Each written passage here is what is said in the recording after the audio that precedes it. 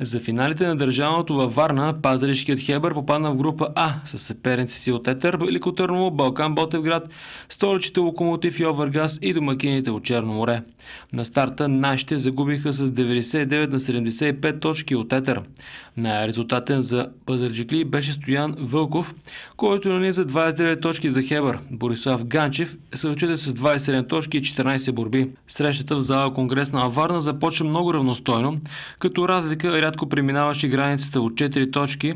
След първите 10 минути Етър водеше с 18 на 14. До края на първото полувреме двата отбора се размениха лидерството на няколко пъти, но тимът от Велико Търново отново успя да излезе напред с 38 на 35.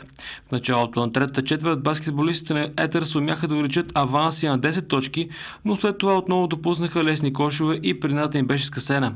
Всичко свърши в началото на решителните последни 10 минути, когато Етър направи серия от 13 на 2, като този път разликата се запази и дори нарасна до крайното 99 на 75.